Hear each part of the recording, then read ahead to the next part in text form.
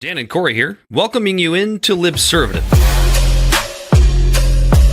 The great fundamental issue now before our people.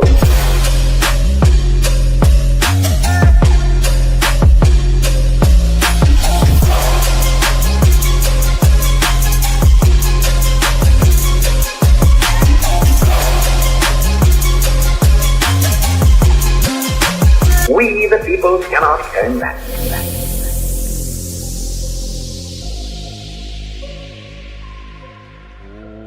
Welcome in to another rousing rendition of Libservative, intellectual idiots fostering political and cultural literacy, the world's smartest internet show.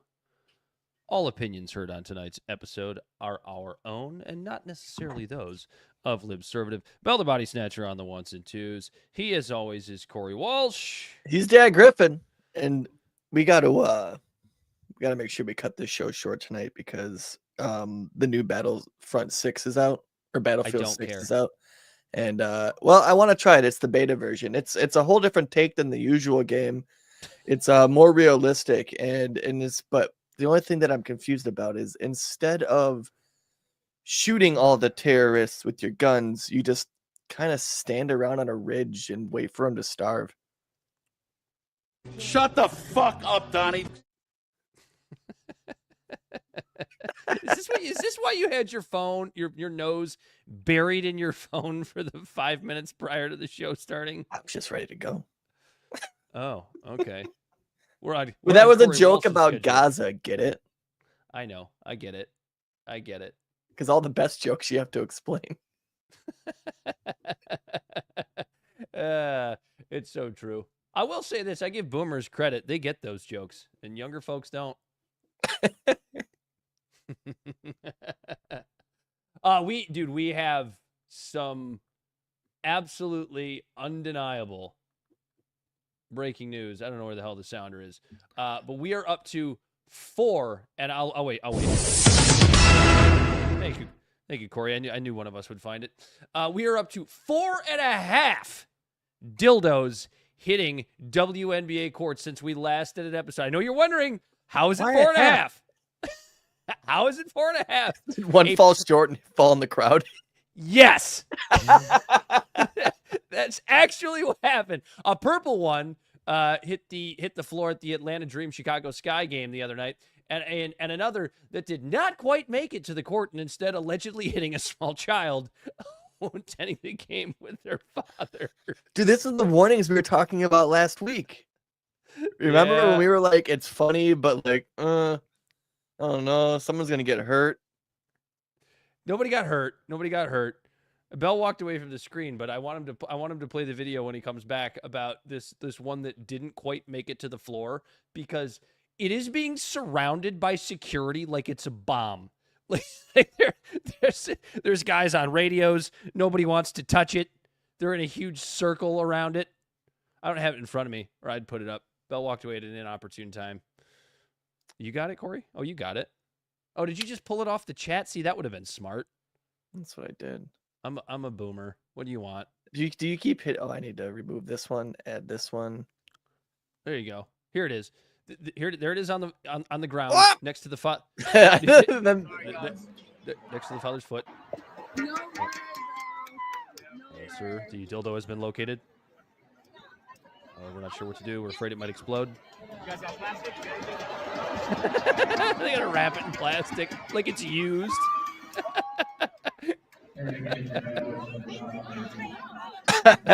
Sorry, guys. it's okay. Oh my gosh. I had to put Are the you gloves okay? on. Did it hit you? Absolutely nothing to say. Oh my gosh. What's with you?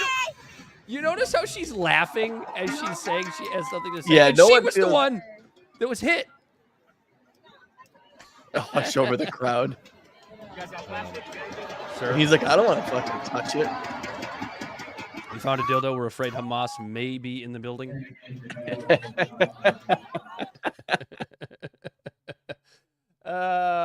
Yeah, security. So security surrounded that one like it was a bomb. A couple of the dildo throwers have been caught. So the streets are once again safe. Multiple accomplices. It's not a lone wolf. It's true. One of the dildo throwers has been. Lone wolf terrorists are the scariest ones. It's true. It's true. So we're you got the FBI looking like Charlie in the picture behind me. Dildo thrown here. Dildo thrown here. We're glad we caught the dildo throwing cell of Hamas at WNBA games. One of the dildo throwers has been caught in one of the greatest manhunts in the history of American law enforcement. What if it's the IDF? Ooh, see now there's we got to get. It's so stupid. We better get Tucker Carlson on the horn. One of the dildo throwers has been caught. Greatest manhunts in the history of American law enforcement. Caden Lopez was hauled into court on suspicion of hurling the rubber phallus that struck a 9-year-old girl and her father. Lopez was tracked down by Phoenix police and booked on assault and disorderly conduct. A second dildo thrower, Delbert Carver, 23, has sounds like someone who would throw a dildo at a Delbert Carver. Yeah. A 23-year-old named Delbert. Has also been caught. That's how you know it's a false flag, Corey. Nobody's named Delbert Carver. It's not a real person. It's also been caught for throwing the dildo in Atlanta. And another monster has been brought to justice, and WNBA courts are safe once more. I will say this, the guy that...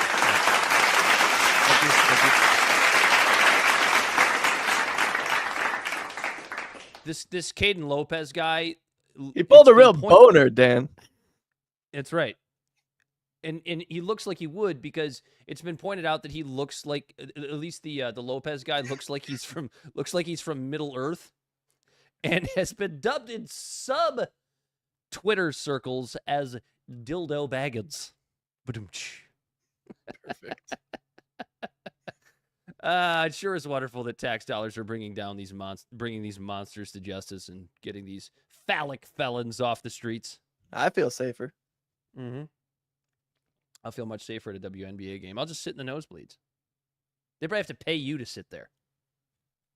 You don't just get free tickets. They pay you to take the tickets to sit up top.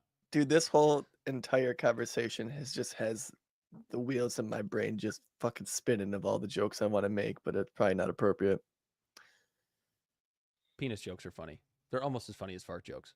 Yeah, penis jokes, WNBA, like you made a nosebleed joke, like I don't know, that made me think of blood. Like, no, keep going. Just write it down. Write it down and bring it back next week. I'm sure there'll be another dildo that hits an NBA floor near you. It's gotta land as good as my Battlefield 6 joke. I really do want to see one of those dildos land like suction cup to the floor, like it just hurls end over end and then just waves back and forth like an inflatable tube man. Right in the middle of the floor. That's going to be the next Olympic sport, like a javelin toss. The dildo toss. Oh my God. Do not give me any ideas. Hey, we asked for this to stop at the beginning. We did? We're just in the aftermath, you know. I know. Just a disclaimer, like, hey, we said this is probably not safe for the athletes. I mean, I think you know how you could fix this, right? Just have Trump send in the National Guard to WNBA games.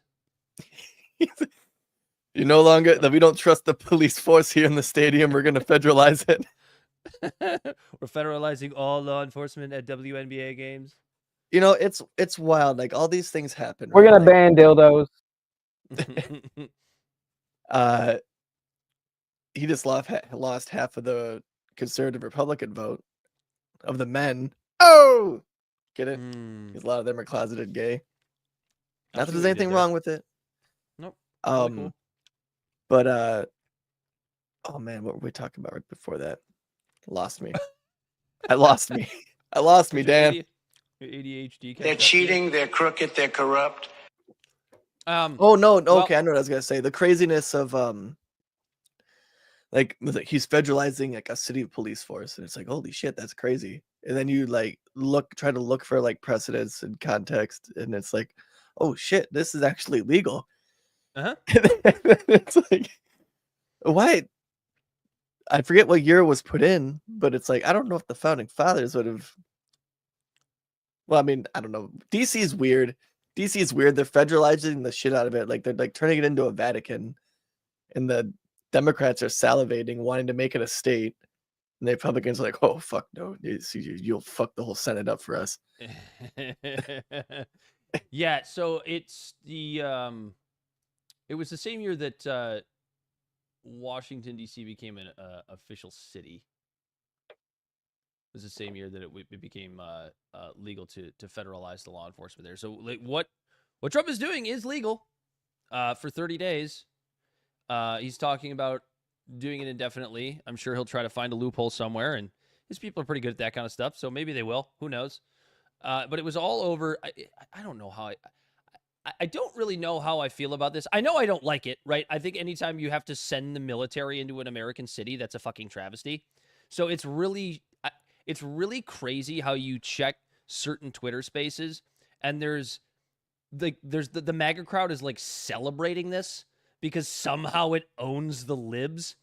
But it's like, even if you think it's necessary, like even if you agree with this decision for Trump to send in the National Guard to Washington, D.C., the fact that it's necessary is a travesty in and of itself. You know what I mean? Like, I don't understand celebrating this as if it's some sort of win. Oh, yeah, absolutely. Like, yeah, the Republicans like, oh, fuck yeah. And it's like, what? The safety's back in D.C. You're watching the federal government expand. You're cheering on a bigger federal government that you're supposed to be against. Yeah, and it's whether it's something you like or dislike. Because you know what the argument they would use for someone, you don't like it, move. Yeah, right, exactly. You don't like crime in your city, you move. Get out of there. Like I don't know, yeah. And it's but I'm just being like super staunchly anti-federal right now.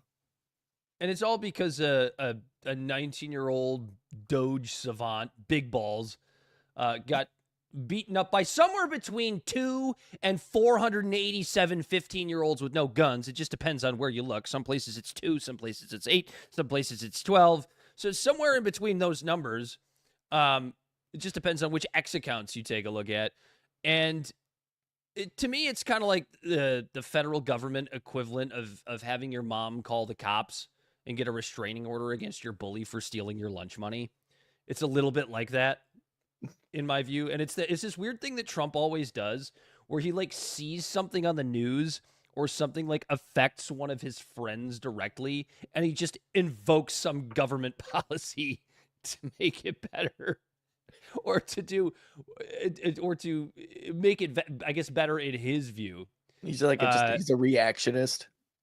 Yeah, and it's just it's based on next to nothing. And like ever since then, there's been this argument over crime statistics in DC, and I hate having those stupid debates because you and I, Corey, we both listen to a lot of Charlie LaDuff, and he talks about a lot about our home city of Detroit and like the corruption that just takes place within just the Detroit Police Department and inside of the Detroit City Council. And I think it stands to reason that you could extrapolate the point that I'm about to make onto most major American cities, which is that police always fluff the crime data. Because if they fluff the crime data, it makes them look a little bit better, and especially homicide numbers, to where if you compare homicide numbers of police departments, you can probably do this on your own, honestly, if you're a listener out there. You can probably do this on your own if you really want to. If you take the homicide statistics of whatever major city you live near, and you look at the homicide numbers according to that police department, and then you compare it to the coroner's statistics, they almost never match. And I'm not even talking about like they're off by a couple percentage points. I'm talking about they're off generally by a lot. And then you have this thing that the normie Democrats have been doing for the last 5 to 10 years of look at the crime numbers, they're down. But what they don't tell you is that they basically they look at the crime statistics a lot like the same way they looked at inflation, which is like, it's down 2% from last year. Yeah, but it's up 10% from 5 years ago. You know what I mean? That's kind of how they talk about these crime statistics. Yeah, it's the lowest in 30 years, but like, is that still good per capita?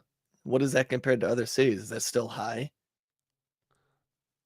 Yeah, they do this. I asked those questions, and I guess we could look that up real quick. Hey, Belle, look up like obviously like the crime, like the 30-year low of what it is in DC right now for the crime statistic.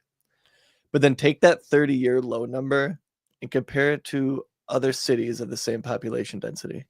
Like, you know what I mean? Like, I don't know, like a Detroit Jesus or Christ, you are giving this man some a homework. task and a half. I need him to play a video soon. Oh, type fast, dude. Yeah, and did you see that there's a suspicion in certain Twitter spaces that the entire thing with Big Balls was a Jussie Smollett style setup so that Trump could invoke his martial law over Washington D.C. Honestly, would I be shocked anymore? No, I wouldn't be surprised. I wouldn't be. I don't think that's the case, but if it came out tomorrow that the whole thing was a setup and fake, I'd be like, yeah, okay. Oh, you're saying the Doge Boy getting beat up was Jussie Smollett? Yeah, just the Smollett type setup. Listen, I saw need it you a to lot of take one places. for the team. Like, it's yeah, exactly. Like, it's not like we haven't seen this before. Right. Like, dude, we just got to punch you in the face once. You get a couple of days off. I mean, I gotta say, if he took one for the team, you see the pictures of this guy? Because I feel like He was- people that in the government he was beat up themselves pretty that are in bad. DC. Yeah, but I feel like typically a lot of them are pretty separated from like the plebs, you know, the peasants in the streets. Like they're The going into polls. gated parking lots and stuff like that. Like, I don't know. Apparently, there's journalists getting beat up all over the place. I love how these things come out after an event like It's this. red car. It happens with Yeah. everything. It happens Yeah, with every you're right. single thing. You know, it's just like, remember when everyone was in the conspiracy that like we were under attack, and like when that one train crashed, then all of a sudden everyone kept sharing news stories of trains crashing and being like, what the fuck is going on? And me and you looked up the number by year and it was actually less that year. It's like, oh, it it's was the actually year this is before. on par. This isn't crazy. Look up the numbers every year. And Yeah, it's and just and like Uh, the mania around it, and then yeah. oh, What Bill's you got got, the pal? numbers for us. It pretty much seems like everywhere It's is at a flat. 30-year low right now because everywhere is at a 30-year low because you get Yeah, no, crime is down. well, they attribute a lot of that crime back in 30 years ago to like the crack epidemic and like, you know, all that stuff too. So But what's the Yeah, 30? Right. I Okay. mean- So no. Like, So that- what's so like that's let's so say that's a like great point. carjackings per 100,000, like those type of data no, points. like okay, so in 2012, I actually have it right here. Is this based on arrest numbers? Because if you No, it factor could in be no, like this crimes is based. reported. These are only violent crimes. Lethality in DC jumped by a whopping 341% when compared to 2012 data. The study found reporting that there was 13 homicides per 1,000 serious violent crimes in 2012 to 57 homicides per 1,000 serious violent crimes in 2024. Holy shit. Mm. Yeah. What's so that there's, cited? I mean, What are you citing right now? so this comes from the Council of Criminal Justice. The biggest They load that had a we've report seen. in July. They studied violent crime data of 17 large U.S. cities between 2018 and 2024, specifically diving into the lethality of violent crimes. They found that Washington, D.C. had the highest lethality of the group of 17 large U.S. cities, which include cities like Baltimore and Chicago, at a 38% increase in lethality in 2024 compared to 2018. So, yeah. I would say Bring in the National Guard. crime's That's what going you'd up. say. No, I'd say crime's going up, but that's kind of ridiculous. The study defined lethality as the number of homicides per aggravated assaults and robberies. Well, there you DC have it. still doesn't beat Detroit. I think it does right now. Per In capita, I don't think 2024, it does. in 2024, there were 203 homicides in Detroit. There was 187 in DC. That's raw number though. Damn, yeah. That's so per Oh. capita. Per capita, Detroit would be more because Detroit's only about 650,000 right now. Yeah, Mhm. 252 in 2023 in Detroit, but 274 in DC in 2023. Oh, see, look at that. Crime's coming down. Crime's I know, down since 2023. That's one of the whole things that like Charlie talked about on his last episode. It's like people do, it's you know how like when we talk about during election cycles we talk about kitchen table issues. Yeah. And we talk about like what the people feel. They don't give a shit about the statistics. They don't give a shit about the numbers. They care about whether or not they feel unsafe in their streets, and they give a shit about whether or not they have enough money to, feed their family, pay their mortgage, and maybe take one nice family vacation every year during the election cycle. It's a very similar thing. You can throw numbers around all day, but if people don't feel those numbers in their own household, they don't really make a goddamn difference. They don't make a difference at the ballot box, and they don't make a difference when it comes to policy. I wonder, that'd be a question just to survey for DC. That's the type of question you should ask in a survey. Do you feel safer? Well, now the National Guard's out there. Well, I mean, obviously, ask that question beforehand, because like the numbers, like we talk about, like numbers are always fucking weird. Like you could say like homicides in DC are down 30%. Like, oh wow, that's nice, that's good, but it's still like in the triple digits, and it just seems like for 600,000 people, that's a fucking lot.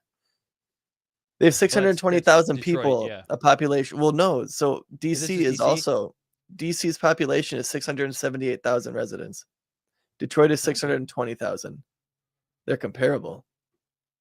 It went up for the first time in 2024. For the first time since like 1988, Detroit's population grew. It's on the comeback.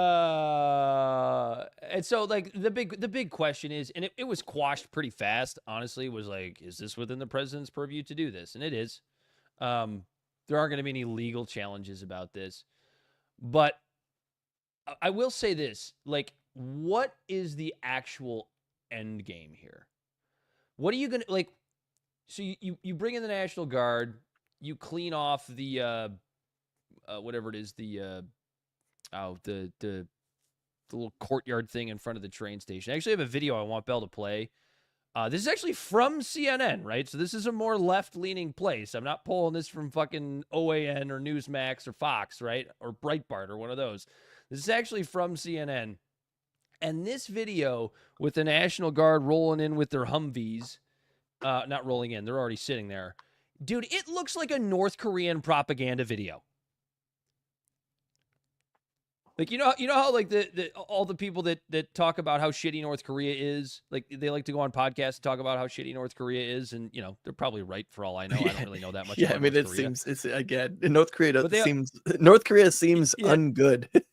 Yeah, they all talk about how like Kim Jong-il and Kim Jong-un they'll clean off the front area of the palace, and they'll shoot these nice videos of like all the dancing girls. That's what this fucking video reminds me of. Go ahead and roll it, Bell.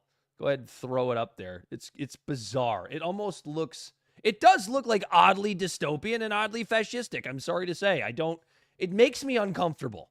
I will say that. Go ahead, Bell. I walk by this train station every single day on my way to work, and I have not seen it like this. You can see a National Guard Humvee behind me, and we've seen, I don't know, Josh, if you can pan over, there are a couple National Guardsmen who are walking across the street over there. We have Humvees basically at each corner of the train station here on a fairly busy Thursday afternoon, and this is what you can expect here in the coming days. Let's pan over there. You can see another Humvee there. This is what you can expect over the next 30 days and possibly a lot longer after that, Jess, because we know just yesterday President Trump said that they are planning to indefinitely extend their federalization of MPD and really ramp up federal law enforcement resources here in the district. It's not just National Guard. We have also seen Homeland Security officers, DEA officers, Park Police. There were vehicles here just a little bit earlier. This is one of the areas of focus that we have heard a lot of concerns about, crime around Union Station, people who are loitering outside. I will tell you, as somebody who walks this route all the time, it does seem like there are fewer people just sort of hanging around. I don't know what it looked like before. I'm going to be perfectly honest. I have no frame of reference here. Probably that minus the Humvees. Yeah, that just makes me uncomfortable. Like, Americans shouldn't be cheering on seeing military vehicles in their streets, even if you think it's necessary. I don't understand that. I don't understand like the victory feeling here. Like if I were just touring DC right now and I walk past that, that would make me remarkably uncomfortable. I would not feel good about that. It looks like St. Petersburg in 1984.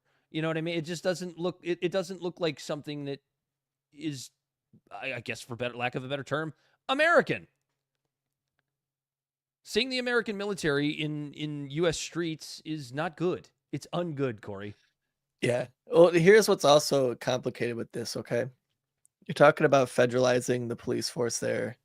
Like what's next, like with that city, right? And DC has one delegate in the House of Representatives. Mm-hmm. And then they have 3 electoral votes.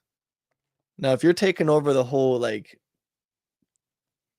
arm of the law in a city, I don't know. I don't like that being federalized when that could have an influence on electoral votes and members. That sounds like a ripple. It sounds like an argument for statehood, Corey. Yeah. But then the residents there also pay federal taxes, but then, but they don't get the full representation like everyone else does. No, I don't know. That's weird. Does it need to become a state? I think the fix for that is just to have it reabsorbed back into Maryland and Virginia. That's that. I think that's the fix for that particular concern, as opposed to giving it its own statehood. Yeah, even I would, because you understand, you do understand that if you make Washington D.C. a state, it now has 2 senators that represent. I know 600 some odd thousand people. I understand the concern why you wouldn't want that. Yeah, if you're a dirty Republican. Well, then it's like the Senate has senators, like, because that's what it would be for all this. Like everyone has their residence in DC. What's the? I guess not. I guess not. I don't know. I guess not everyone's official residents would be back in their states, but what's the end game here, though? Because the National Guard clearly can't police Washington, D.C. forever, right? Like, to me, this just kind of screams the whole... You remember when fucking... And it's all an illusion of safety anyways. Someone isn't killing someone on that plaza. They're killing each other in an alley or like in a bar or like in a basement. Yeah, in the neighborhoods.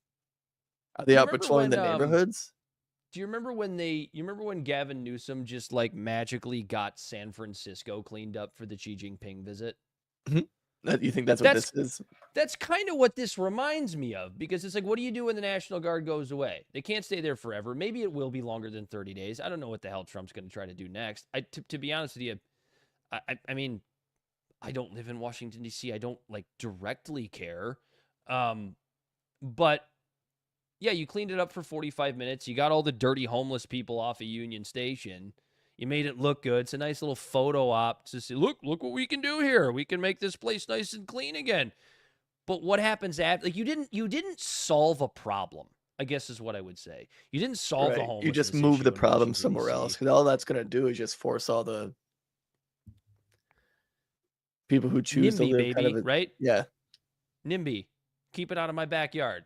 And that's, not in my backyard. And that's not even just Trump. That's every politician that we have.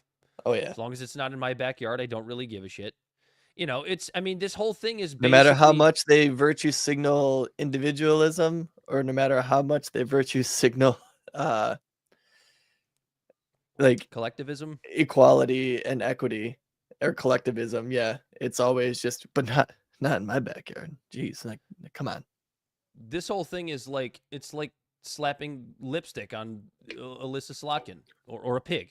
I mean, whichever one you decide to choose in that analogy. It's all it is. It's just, am I going to fall for the nonsense of, if Trump can do this in D.C., he can do it anywhere. He's coming for your city next. No, I'm not falling for that. Not falling for that bullshit piece of propaganda. because Trump does have legal authority to do this. He doesn't have legal authority to take away states' rights. But that's why D.C. needs to be a state, Dan. I can already hear it. I can already hear it. Yeah.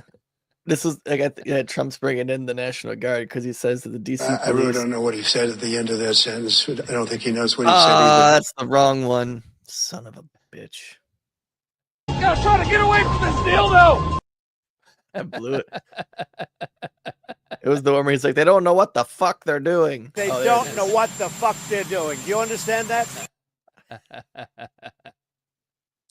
Yeah, I don't know what comes next. I don't really have anything else to say about it. I don't give a fuck. Just kidding. I do. I don't like the precedent. I guess there is a precedent, right?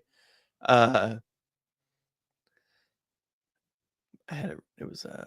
mind. I don't like the optics. The optics. Yeah, I don't like the optics either. It doesn't look good. Not very good. But cleaning up DC. DC is one. Hey! Land of the free. The guys with guns out there just telling you it's the land of the free. I don't give a fuck. Did you see this video of the head of the ADL, Jonathan Greenblatt, talking down about intermarriage? I don't really know who he is, but he sounds like a... Dude, he's the head of a civil rights organization talking about how intermarriage is bad. Oh, shit. Yeah, that's not good. Honestly, I was a little bit hyperbolic in the way that I stated that. Essentially, he was speaking in an interview with a fellow member of the Jewish community. I don't even remember who was interviewing him. And apparently this is like actually a thing in the Jewish community, in certain factions of the Jewish community, where they want to, keep the marriages within the religion. That's not an uncommon thing. And it's not like an only Jewish thing. I mean, you see it a lot in the Indian community. Obviously, you see it a lot in the Muslim community. It's not an abnormal thing. And to be honest, I don't even really care that he feels that way. But man, when you're the head of a civil rights organization, maybe you keep that fucking opinion to yourself. Yeah. Yeah, because that was that's not a good look. It's like when that head of that DEI consulting firm. You got the video, Bell? I think I sent it to you. Remember when the head of that DEI consulting firm was caught on camera like saying a bunch of racist shit? Yeah. He was like all drunk at that arena. You be the judge, Corey. Greenblatt's on the left there, I believe. Is it your sense that Jewish people are getting complacent, that they're not engaging the degrees and levels we should be? I have met a lot of October 8th Jews for what is an October 8th the massacre on October 7th was a wake-up day call. After October 7th. I've met a lot of people who feel much more galvanized, much more organized. But that will only be sustained if we offer them, ways to participate in a real and robust way in Jewish life. Mm-hmm. And whose responsibility is that? And all of ours. Yeah. But this is why we need a revolution in our community on so many levels. So look, the reality is that intermarriage rates continue to go up. Assimilation continues apace. And look, I fight anti-Semitism. That is my job. Right. But I worry a great deal about that is not your fucking job, you asshole. We talked about over lunch. Right. It's your civil rights. What civil rights group? People are getting complacent. The Anti-Defamation League, the ADL. Oh, that's supposed to be for everyone, not just anti-Semitism. I mean, it's basically just turned into a propaganda arm for Israel at this point. But yeah, you say your job is to fight anti-Semitism. I forgot about that part. That is not your job. Your job is not to fight anti-Semitism. Yeah, your job is to fight discrimination. Discrimination against anybody. Rights. Yeah, civil rights for everybody. Your job is to protect the Nazis who say they don't like Jews. That's your job. He's placating to the audience of that, right? I suppose, but it's like, you didn't think that was going to get out, Greenblatt? You didn't think anybody was going to see that or something? Yeah. I mean, being against yeah. By the way, I don't know how many people know marriages. This.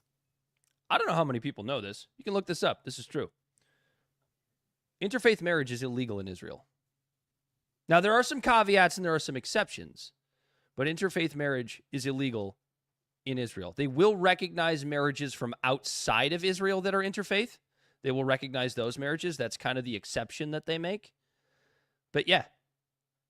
Like you can't get married of two different faiths in Israel? They won't recognize that. They won't recognize that marriage. In any Bell's shaking his aspect. head. I think he's looking that up and confirming it for me right now. Make sure I'm not an idiot. But yeah, there is no interfaith marriage allowed in Israel. This bastion of liberal values, right, Corey? This bastion of Western liberal democracy in the Middle East. It's exclusively Jewish. A Christian can marry an Islamic person. Sure, but a Jew Jewish can't. person A Jew can't. cannot, Yeah. A Jew can't marry a Muslim or a Christian. Will not be recognized. Fair enough. Okay, so I had it mostly right. So if you're Jewish in Israel, your marriage will not be recognized if you marry outside of your faith. This bastion of liberal democracy, Corey. This wonderful space of just progressivism in the Middle East. It's pretty wild. Isn't it?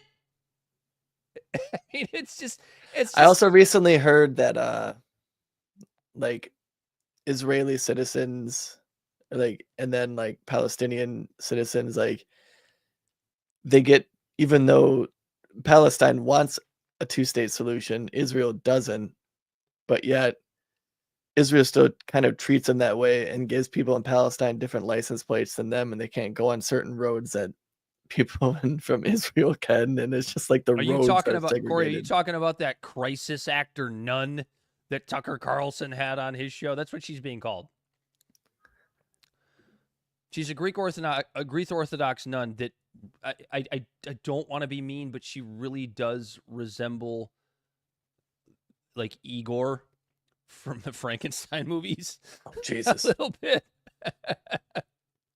I don't think she's trying to be beautiful. I don't mean to body shame, but I couldn't help it. My brain wouldn't let me not point that out. But yeah, I believe is she a Catholic nun or a Greek Orthodox nun? I think she's Greek Orthodox. But she she was just basically telling it as she saw it. And anybody that tells it as they see it that doesn't fit the official Israeli narrative. Yeah, Palestinian Authority plates are green background with white or black numbers, and their vehicles registered under the Palestinian Authority, and these vehicles generally cannot freely enter Israel without a permit. And the yellow, then the standard Israeli civilian plates is yellow background, black numbers, regular Israeli private and commercial vehicles. It's given to Israeli citizens and permanent residents. But like, does that not sound like something an apartheid state would do?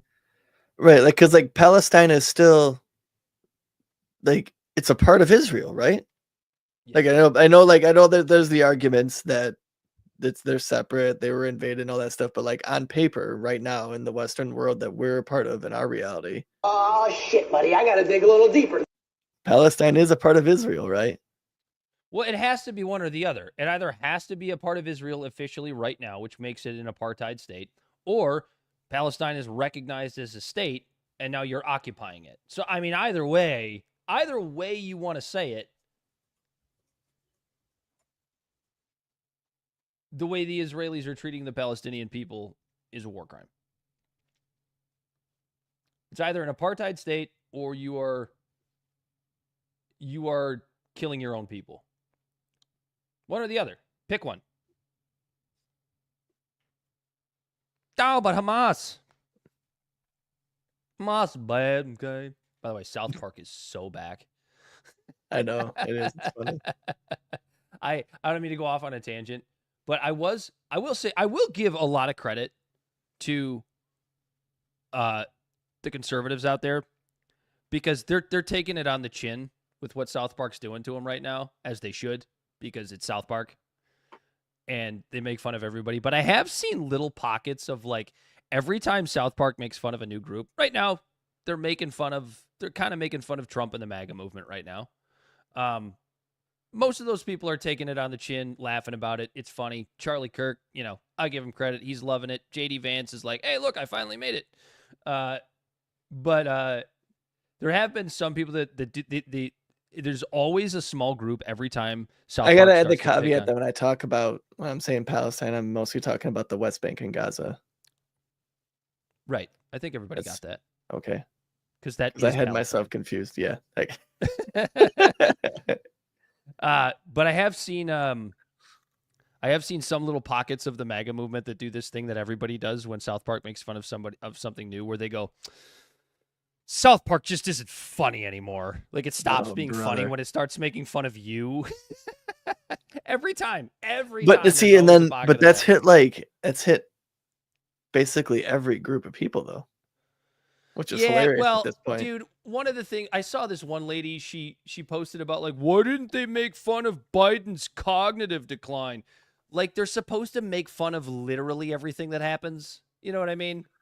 Right. Well, And make fun of that. yeah, but I don't think they recorded any episodes that 4 years either. They did specials. They didn't. And how many jokes are really there? Like, they made fun of COVID. You know what I mean? Like, yeah. Oh, dude, nothing was sacred. This same woman tried to make the claim that South Park never picks on the left. The entire character arc of PC Principal was making fun of wokeness. The entire character arc of PC Principal was making fun of the left. Like, get the fuck out of here with your bullshit. The PC Principal. Left. Yeah, politically correct principle. Like, yeah. Now he's like Pastor Christian Principal or something like that. I don't know if you've watched any of the new ones, but it's really good. Mm-hmm. It's really good. He's basically the caricature of what the culture status is based on whatever like power is in charge. Is he like is he like the opposite of Candace Owens? You know, Candace Owens is just like she does, and I don't want to talk shit about Candace Owens. There are actually things I really like about her, but like one of the things that I've noticed about her is that she's very she's just extremely contrarian. Like, whatever the thing is, well, today, that's her yeah, niche, she just, right? She just takes the contrarianism to like the next level, and she gets a lot of shit right. Like I said, I don't want to shit on her too bad. Yeah, but I feel like I have mixed feelings. She gets right is a lot of like pretty, like, they aren't the hot takes. They're they're like right outside the mainstream narrative. It's just like a little edgy. But then there's like the Macron thing. Yeah. Dude, who knows, man? She might end up being right about that. This whole Macron's wife. She's taking her whole reputation on it. She really is. So maybe she knows, man. Maybe she knows what she's talking about. Who knows? We'll see. I don't want to talk about it on the show, but I do find it interesting for entertainment purposes only, because I really don't give a shit if Emmanuel Macron's wife is a dude or not. I really don't care. It's not. Yeah. It's not like in my lexicon of things that matter. Yeah. It's funny. It's like right now with Melania threatening to sue Hunter Biden. Did you see anything about that? I didn't. You didn't? Oh no. My God. How did I miss? Right. How did I so miss that? remember Channel? Yes. See, remember Channel 5? That Channel 5 news I've showed you before. I forget the guy's name. Bell, look up the name of the interviewer from like Channel 5 News on YouTube. I think his name's like Andrew or something. But he interviewed Hunter Biden not once but 3 times. He had like a 3-hour. I would too. I would love to have Hunter on the show. He had like a 3-hour interview, and then like an hour and a half, and then like a last one was a 30-minute one. And he was talking about the Epstein files, and he was saying that Trump met Melania, his wife, through Epstein. And so now, I mean, I think there might be some cursory truth to that, because didn't he meet her through, and I don't know, so anybody can correct me if I'm wrong, but didn't he meet her through the pageant system, which I know Epstein was involved with?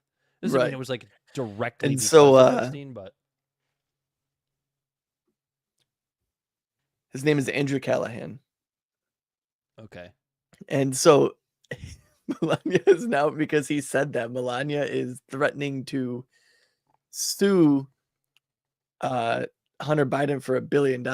And so he went back on the Andrew Callahan show and said, like, verbatim, yeah, fuck that. We have actual audio from Andrew, as Hunter was making his way back. Gotta try to get away from this dildo! Oh, Christ, the dildo's back! No, Hunter Biden pretty much just said. And so, I mean, dude, we all know defamation suits never. Well, here's the Good thing, luck. and Hunter Biden said this. He goes, "Yeah, go ahead, sue me, because then we have to go to the deposition, and we have to bring up all the evidence and proof of this, and whether or not in discovery to see if the case holds any weight." Oh, that Hunter Biden, he's a smart guy. That just made me want to pull up that. But butthead drop. But yeah, Smart but guy, for that real, prick. like, still, fuck Hunter Biden and his Nepo baby ass and all of his corruption. But I'll wear a fucking shirt with his face on it, with a heart, if this crackhead ass gets a deposition going with Trump and Melania, because he was talking shit on Channel 5 YouTube channel with fucking Andrew Callahan. You sure he wasn't even talking shit. You know what he said, right? What he said that he said that the only reason that Trump and Melania are together is because Epstein introduced Trump to Melania. And they're suing. Yeah. And I'll promote his shitty Holiday Inn lobby paintings on the show. Oh, dude, I hang one up right over my shoulder here, bro. That'd be He fucking got this kick just by talking shit on some podcast, on some YouTube channel. Wait, no, Albeit it's a That's great what we are, dude. fucking Come on. YouTube. Oh, I know.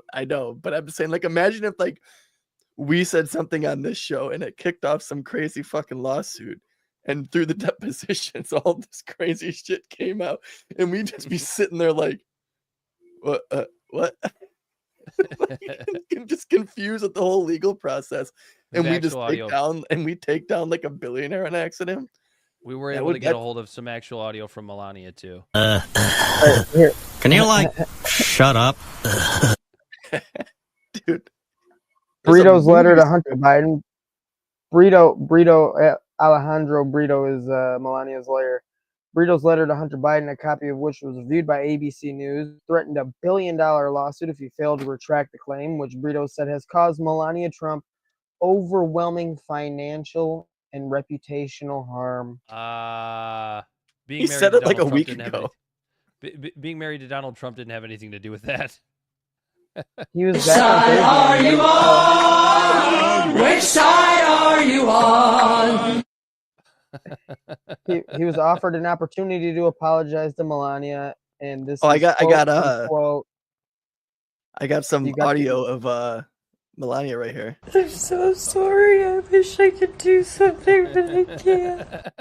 The children.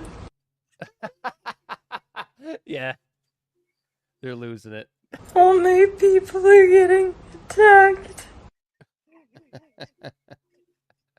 So, We're sorry, Melania. Hunter was offered. We're gonna get served next after this, Dan. You and I. Oh yeah, he quote unquote said, "Fuck that. That's not going to happen." That sounds like Hunter. He followed up by saying It they sounds knew like each other someone very who did a well. lot of crack.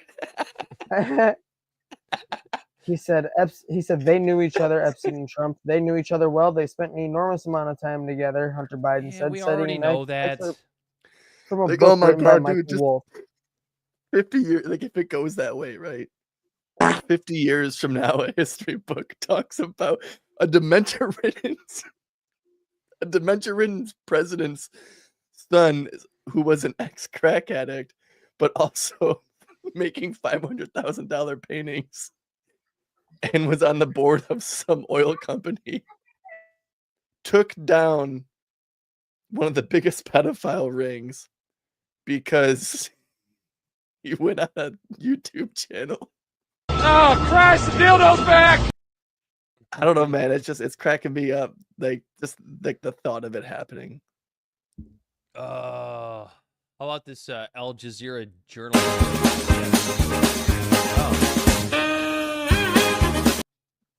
I should have waited on that. This Al Jazeera journalist that was Oh, that was for not that. Yeah, was I know. obviously not. Yeah, you don't have to double back. It was okay. I'm just kidding.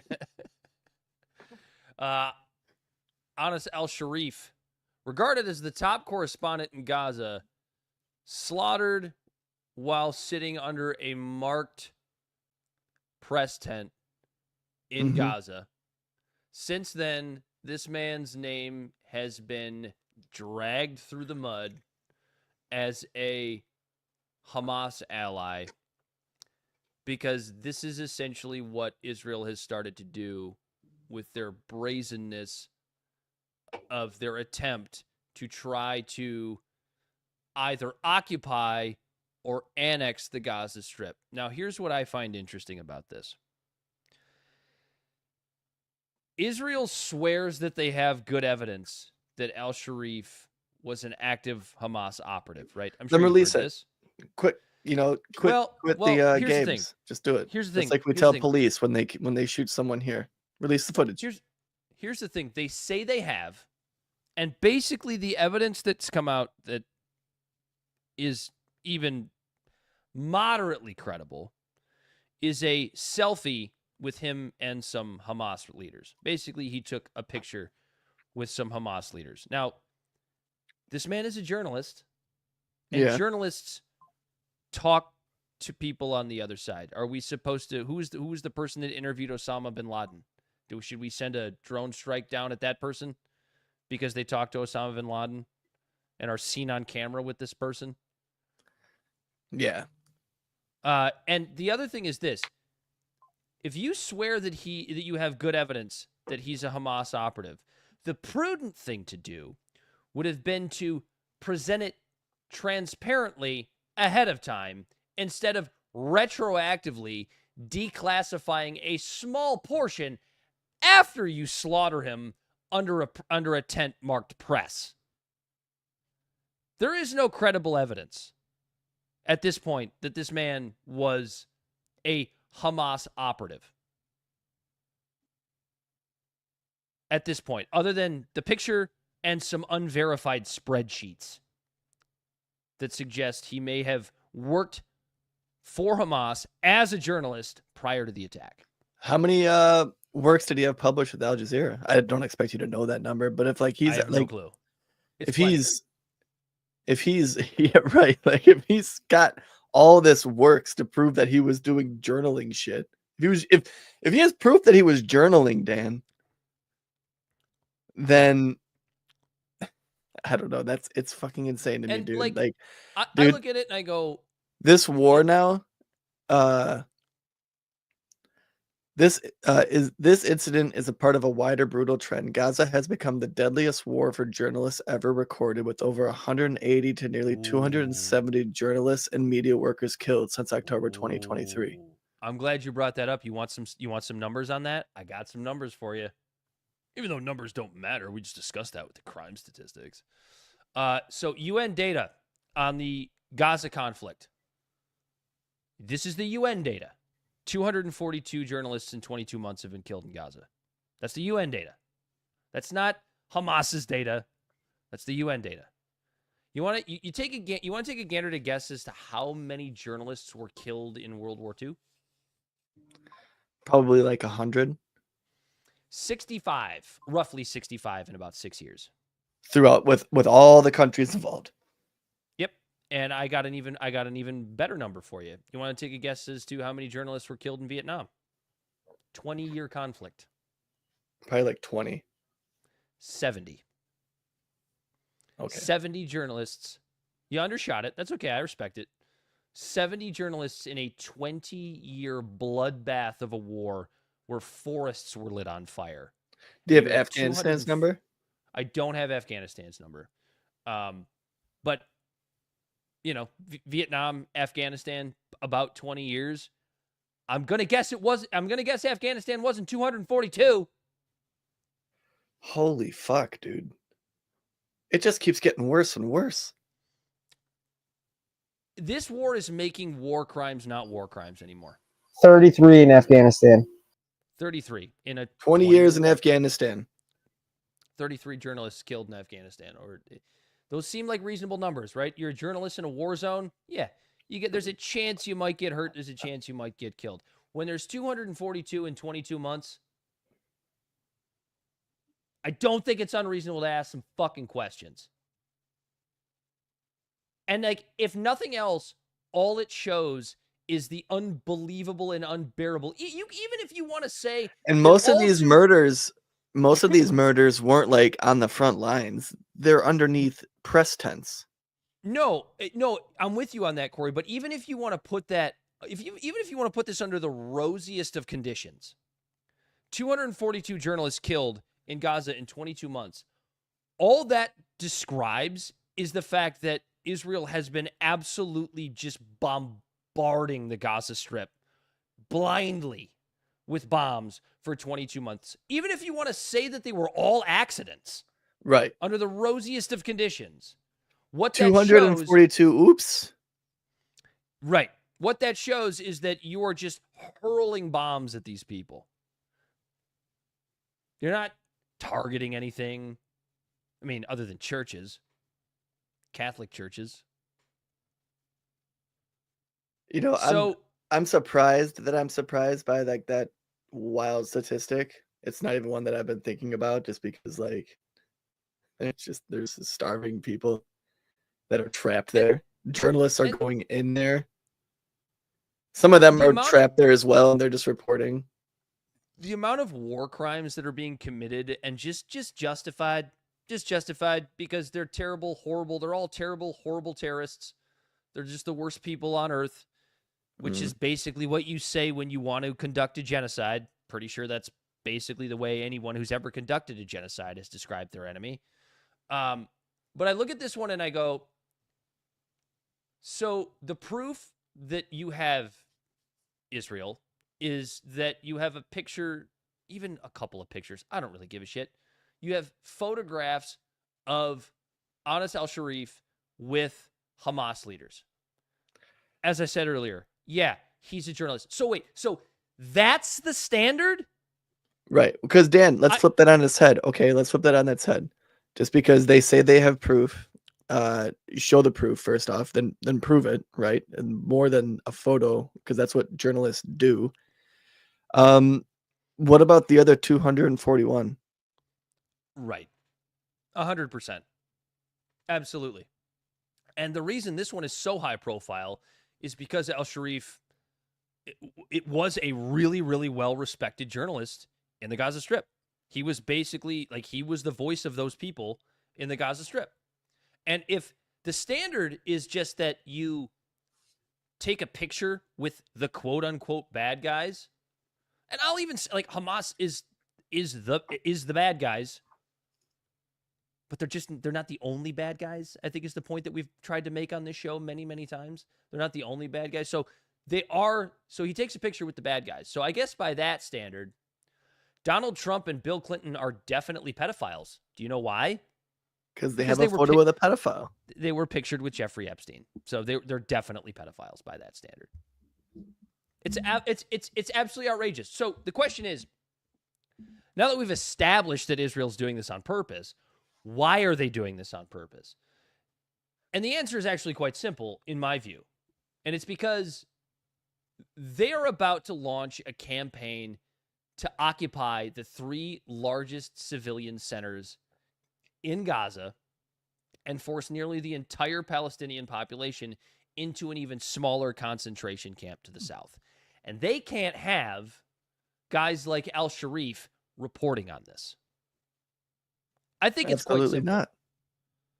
Why are you I'm not glad you made it. allowing I'm glad you made it so simple, Dan.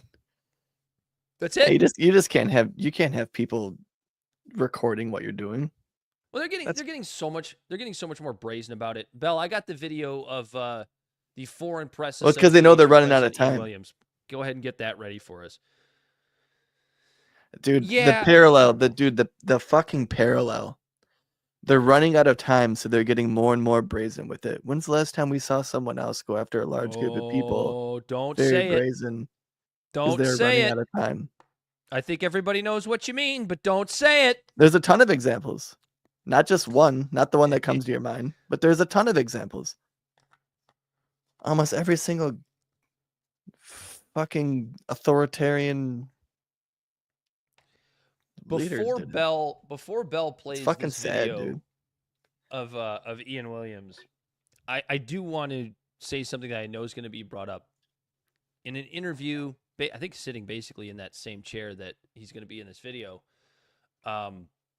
He makes a statement that's basically, and I'm paraphrasing, but he says, "I don't care if Mr. Al-Sharif was with Hamas. We simply don't kill journalists." And that was the line that all of the Zionist propaganda goofballs used to discredit this man. But the fact of the matter is, And who is this? Well, I'm sorry, I missed the name. this is the Foreign Press Association president. His name's Ian Williams. I believe he's I think his name's Ian Williams. Did I write his name down wrong? I don't remember. You can look him up. I believe he's an Irishman. But he does say it, not in this video, but at some point he goes, "I don't care if he was with Hamas. We don't kill journalists." I don't really understand why that's such a horrible thing to say. Because did the Germans not have people in the press during World War II, since that's the thing that all these Zionists love to invoke so much? You know, I mean, did the Japanese not have journalists during World War II? Did the Russians not have journalists during the Cold War? Did we just blow them away because they were part of the enemy? Oh, Bell brought up a good point. Also, it wasn't just Anas al-Sharif. I mean, it wasn't just the first one. It's also Anas al-Sharif and Mohammed. Yeah, there were other people. Boyake, Yeah, there were other people in the tent. along with the cameraman Ibrahim Zahar and Mohammed. There were Corey. Doesn't matter. I'm sorry if I butcher those names. That's okay. They were all Hamas. They, so by Zionist logic, they deserve to die. Like, that's not what the rule is. That's not what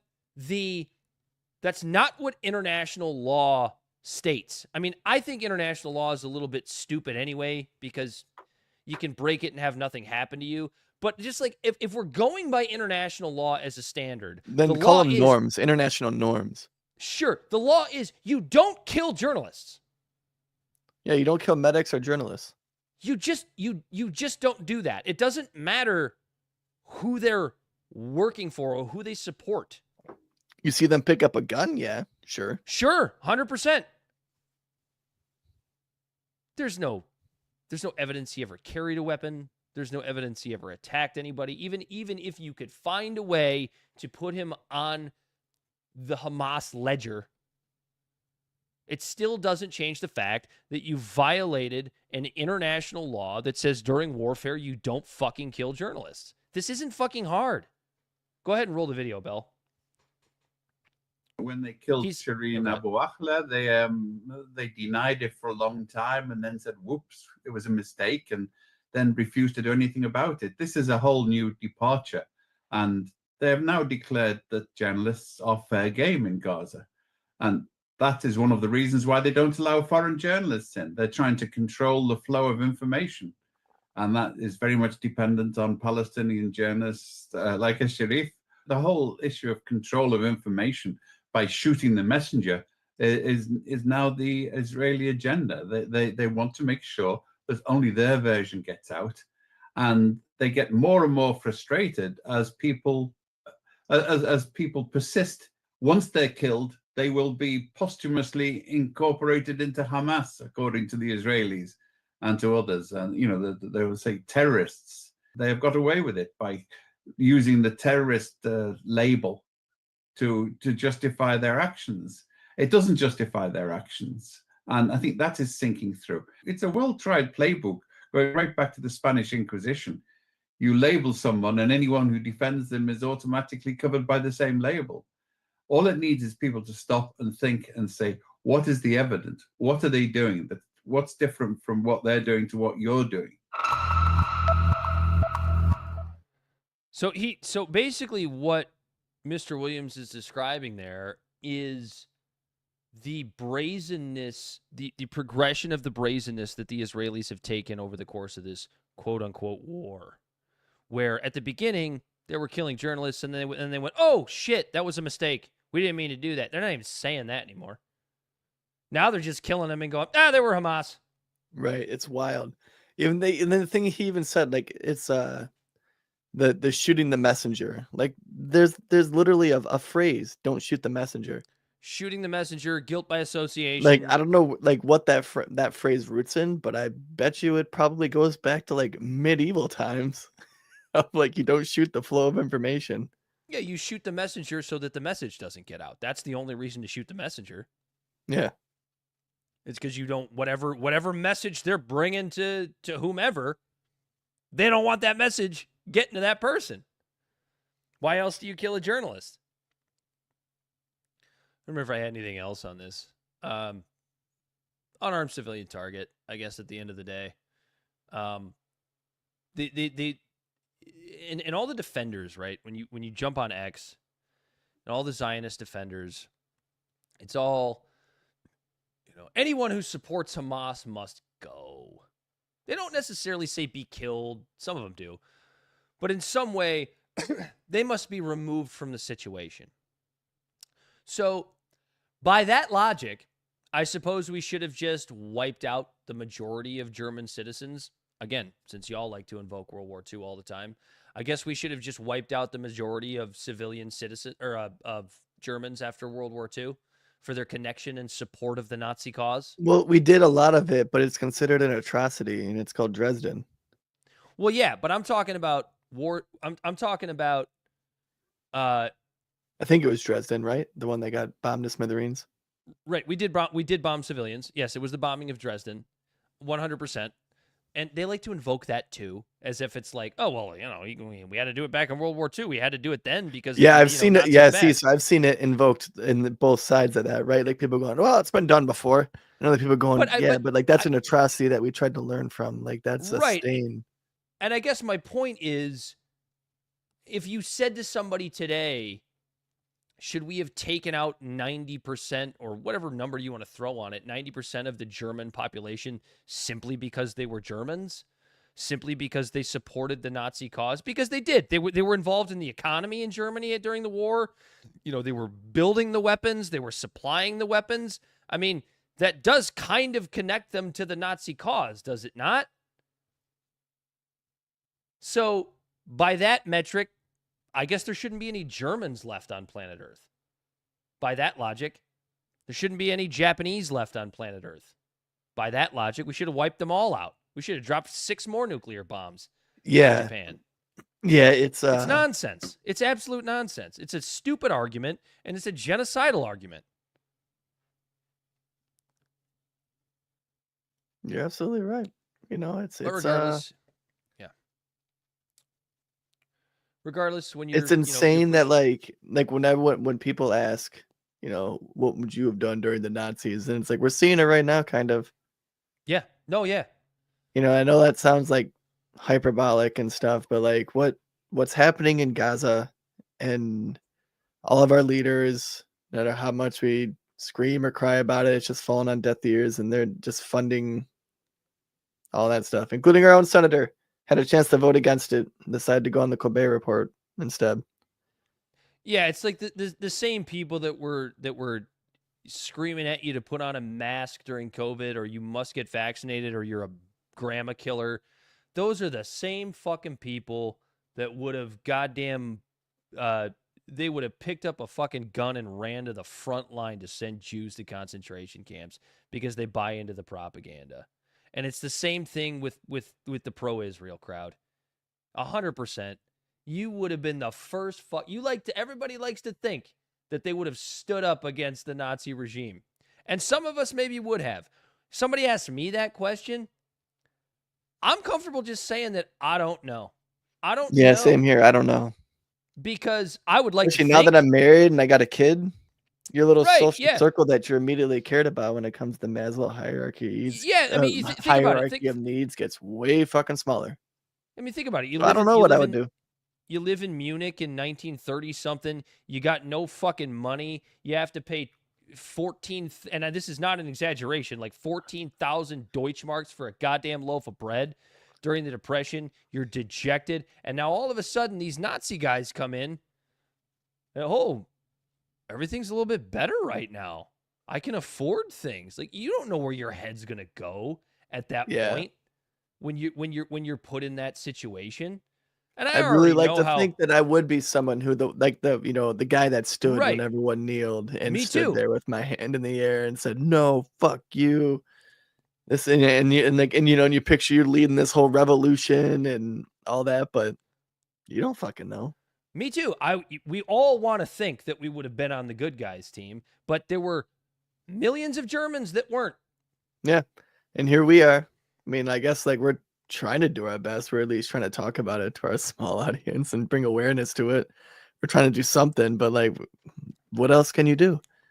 You could give money to a charity, and then it buys some food and it makes it to Israel and then gets blocked and turned away. Anybody that's militant would have been the first person guiding the Jews and the gypsies onto those goddamn trains. I'm convinced of that. Anybody that's overly militant about any of this stuff, yeah. You would have been right there. Oh, my life's better. Sorry to see you go. Not in my backyard, baby. They're gone now. Don't have to worry about them. Wash your hands. All the people running the jump and sign up for ICE. 50K. I mean, shit. Yeah, they aren't supposed to be here legally. We're not fascists, I swear. Dude, somebody's going to take that conversation one day and be like, these guys are Nazis. Nazi apologists. Yeah, no. Oh, dude, the amount of shit Daryl Cooper takes, god damn it. If we ever catch hold, we're in big trouble. So the internet is forever. I didn't listen to his Joe Rogan one, but I listened to the one I think where he's on Tucker, and everyone's saying like, oh, he said Winston Churchill is the bad guy and he's a Nazi apologist. Mm-hmm. The only thing I caught where he really even like talked about Winston Churchill specifically, unless I missed something in that because I was in the shop doing stuff, was when he said, well, he's like, honestly, like he's a complicated figure because after Germany took over Poland, they were trying to sue for peace, and Winston Churchill is the one that declared war or something like that. The part that you're missing is what he said on his own show. Okay. Where he called Winston Churchill the chief. Okay, I got to get the language right. The chief, I believe he said something like chief or top villain of World War II. And he openly admitted that he was like, he's like, I knew when I said it was hyperbole, because I guess his host is one of those guys you can kind of rile up, kind of like we do on this show. Yeah. We'll say hyperbolic shit to rile each other up. He's like, I don't believe Winston Churchill was the fucking chief villain of World War II. But like, Daryl's whole point has always been, very similar to the points that, the Dave Smiths of the world make. And I don't see why this is so controversial, but I guess it is, which is that, yeah, Winston Churchill does have culpability in the way the war turned out. The United States has culpability in the way the war turned out. It's a lot like the question of right. Well, that goes back to what I was saying. And yeah, dropping nukes, the bombing of Dresden. We should still probably learn from these things and go, ooh, we weren't completely innocent. Right. But that's the whole thing is, because then you look at the history, like when it came to Japan, they wanted to surrender, but they wanted to surrender to Russia, and America was like, oh no. And even though we bombed them, they still didn't surrender right away. Like, because we were firebombing them. Like, no one talks about the fire bombings that it decimated the cities in the same way. It's because people have this inability to control their emotions about this stuff. And I get it. It is emotional, right? Like, people are dying. I'm not like saying you shouldn't have emotions about this. But Dave Smith made this point because he was kind of calling out Coleman Hughes earlier this week on his show. Actually, it might have been just earlier today.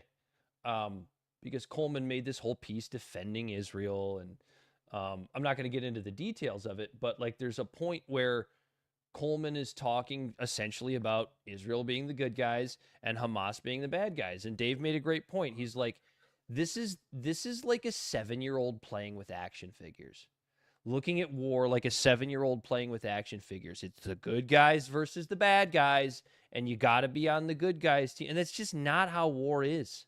It's almost never how war is. Yeah, there's so many nuances and intricacies to all of it. And mistakes what ultimately, that are made, and off ramps that are missed. What war is the failure of diplomacy, the failure of policy, the failure and everybody's of mutual culpable respect. In that. That's what it really is. Speaking it's not of good which, guys and bad guys. It never is, because it's not morality just is that simple. subjective, and the people on the other side think they're on the good guys team. Well, yeah, No matter how much you disagree with them, they think they're on the good guys team. Just like how, no matter how much they disagree with you, you think you're on the good guys team. So that kind of brings up like a really good example. Honest to God, as much as I get so bored with people invoking it all the time, World War II is a great example, right? It's really easy to look and go, the Allies were the good guys, the Axis were the bad guys. I think most people would agree with that. I mean, especially most Americans. Like, sure, of course, absolutely. Yeah, we were on the good guys team. That's why one side was trying. Well, and one side was trying to annex land and genocide a group of people, and the other side was trying to stop that, right? Like that's like the sort of like 30,000-foot view of it, but. It's still not just good guys versus bad guys, because one of the allies was Joseph Stalin. Yeah. Joseph Stalin, a good guy? He killed more people than the bad guys did. So it's like, it's not just as simple as just good guys versus bad guys. In World War II, I don't think China was considered a bad guy. They were just one of the countries that got invaded. Yeah, they were actually our allies. Yeah. Yeah. Japan, who's one of our biggest allies now. Same with Germany and Italy. They're all considered good guys now. There's people still alive who killed the relatives of each other in these countries, and now we're friends. Like, I don't know. The shit always changes. There really isn't good guys and bad guys. No, there is in a general sense, but not at all in a nuanced sense. Right. It's with the Civil War here. All the Confederate soldiers that were shooting at the Northern soldiers, they didn't own slaves. Like, the slave owners weren't fighting in those wars. And dude, it's also, it's such nonsense the way you're taught in school about how the North. You're taught everything in a binary fashion, and then when we become adults, because it's all taught in a vacuum, and it has to be taught within a week, so there is no room for nuance. It's just, this is what the book says. Read this, and then these are the dates. That's how you learn, and then that's how you learn all throughout fucking school, and then you get thrown into the real world here, and no one knows how to critically think. When you're also taught that, like, the North fought the war to end slavery. That's bullshit. The war did not fight the North to end slavery. The North fought the war to hold the Union together. Like, the South fought the war to keep slavery. Yeah, that's true. Yeah, exactly. Now the South seceded because they thought the North wanted to take their slaves, so they were seceding because of it. But the North fought to keep everything together. They fought to keep the Union intact. He didn't. The North. There's even they didn't even introduce the 13th Amendment until the North was getting their ass handed to them, and I thought it would help morality, and get the slaves to revolt, which it didn't. At least not enough. But yeah, like that's you know, at the end, was slavery ended, and could you call it a good thing? Sure, of course, but that's not the reason the North fought the war. Lincoln even stated that at the beginning. This was about holding the Union together. That's all it was about. At least at the beginning. Speaking of which, well, not speaking of which, but speaking of wars hopefully coming to an end, we're not going to talk about it tonight because it's not happening until tomorrow as we record on Thursday, but we have the Putin-Trump summit in Alaska tomorrow. So if anything interesting comes out of that, we'll be sure to get on that next week. By the way, there's a couple things I missed at the beginning of the show. R.I.P. to Jim Lovell, one of the Phony Moon guys. Tom Hanks' character in Apollo 13. Phony Moon guys was a joke. Everybody chill out. I thought he was Did he go to the moon? I know he orbited the moon. No. Well, no, he was on Apollo 13. He was on the mission that didn't make it because the ship almost blew up. Remember? Did you see Apollo 13? Yeah. It's been years. Tom Hanks's character in Apollo 13. And Ron Paul's 90th birthday. I don't know why we weren't invited to the soiree. That was last week. Must have got lost in the mail. I know it must have. Got to wish a happy 90th birthday to one of the greatest American heroes of our time, in Dr. Ron Paul. Ironically, Social Security also turns 90, I believe, today. So that's a serious irony that Ron Paul was born like a week before Social Security was put into effect. Which has brought up, the same old talking points of Bernie Sanders talking about millionaires and billionaires paying their fair share without saying what their fair share is or who decides.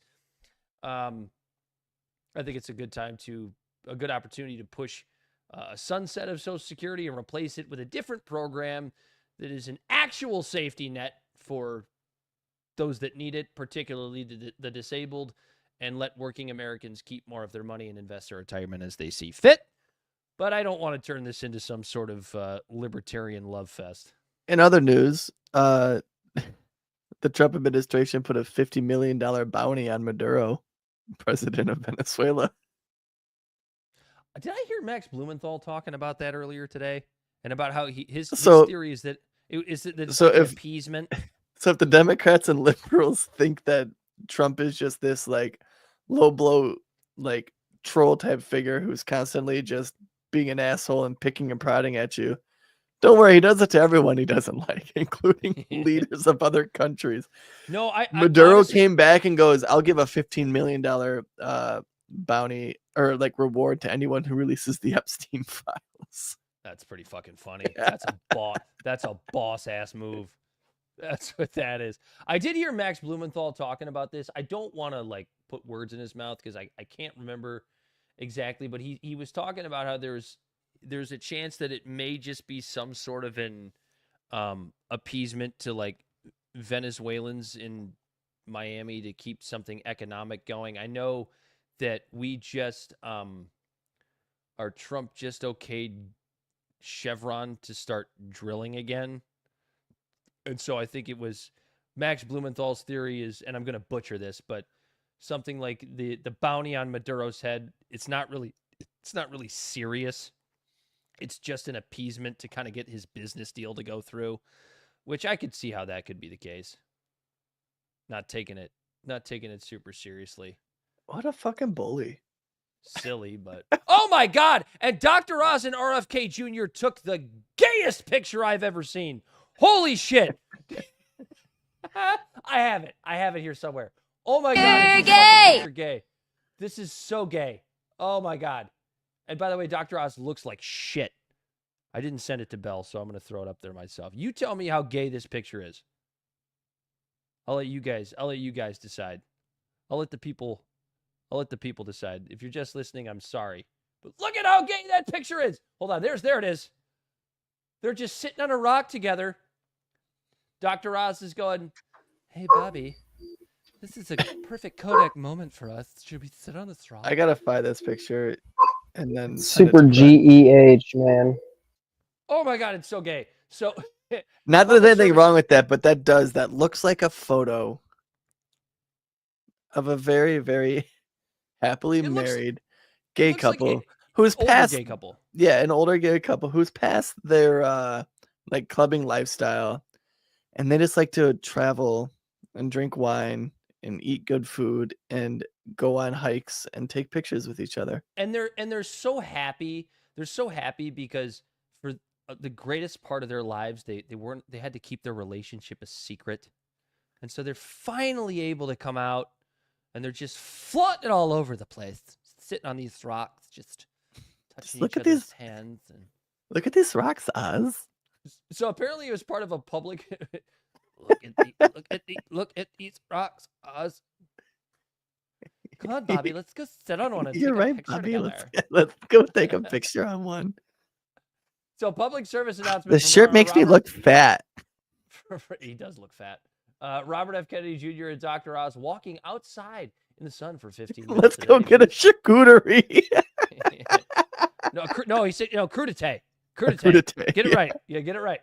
Public service announcement from Robert F. Kennedy Jr. and Dr. Oz walking outside in the sun for 15 minutes a day boosts our health and overall well-being, especially if we boo-foo after on these rocks. Which I don't even disagree with the message. No, neither do I, because it's true. And they say it could save the country billions of dollars. RFK Jr., the U.S. Health and Human Services Secretary, just posted a cringy video and it is on his official X account of him and Dr. Oz frolicking through the rocks. I made that part up. What's funny too, though? Like it's like objectively, like, yeah, everybody probably should just take a walk for 15 minutes outside every day. It would probably help so many people. I feel like I want to watch the video now. But then, like, watch the the statistics of like pedestrians getting hit by cars go up because everyone's walking, and then that's the hit piece. Yeah. RFK said people should walk more, and now more people are dying. What do now? I said people should walk up the sidewalk. Yeah, that's another PSA. Unlimited premium. And it's Oz and RFK holding hands walking on a sidewalk. Bobby, there's a dumpster over here. So fucking go have a little fun. Here we go. Hi, I'm Robert F. Kennedy Jr., your HHS secretary. Maximize it. And this is CMS administrator and my friend Mehmet Oz. And we're out hiking in Colorado and Garden of the Gods in Colorado Springs. And I try to hike every day because it improves my focus, my creativity. Lots of other benefits, cardiovascular benefits because you're getting your heart going. He's so fat. Your blood sugar where it needs to be. It's great for keeping muscles that are strong. Move a muscle, change a thought. If you want to change a bad mood, if you want to get out of your loneliness, this trap of loneliness, go out for a walk. And better yet, when I go out for a walk, I always try to take a friend. Because you have these discussions with them that will never come up otherwise in life. You experience a kind of intimacy and connection. Not only to your friends, but also to nature. Big news. You walk 15 minutes a day, you save the country $100 billion in health expenses. You also work better, you're present when you're with your friends. And the best part is you can make new friends like our mule deer running away out there. We got to go. This mountain is not going to climb itself. Gay! Off we go. RFK's trying to climb the rock. Oh my God, old man climbs a rock. Oh God, oh my God. Oh, is this gay? It's beautiful. Help me up, Bobby. I can't quite get up this rock. You're going to have a much better life if you spend some You're time so outdoors. strong. Today, the average kid spent about 7 hours on his cell phone and less than 70 minutes outdoors. And we have to change that. And that's what we're going to try to do over the next 4 years. So how do we get down? Let me show you. He just bends over in front of him. Look how red his face was, like coming down that hill, dude. He was like, and then Oz, like, I'm just gonna go the easy way. Holy shit! Again. Oh, is that gay? Again, the message. 100%. I agree with it. I know. That's what's so shitty about it. Oh my God. Hey, send me that link. I will. I gotta make sure I don't accidentally close it out. Oh my God! You got TikToks for us tonight, Corey? I do. We didn't talk about the Trump-Nvidia deal. Oh, the same-sex marriage. Obergefell. You didn't hear about that? The girl, the Obergefell case that made the same-sex marriage like legal in all 50 states. The girl is trying to appeal and bring it to the Supreme Court. And people and liberals are freaking out about it. I mean, rightfully so. If you're married and you're gay, trying to have someone say that. I think Dr. Oz and Bobby Kennedy would have something to say about that.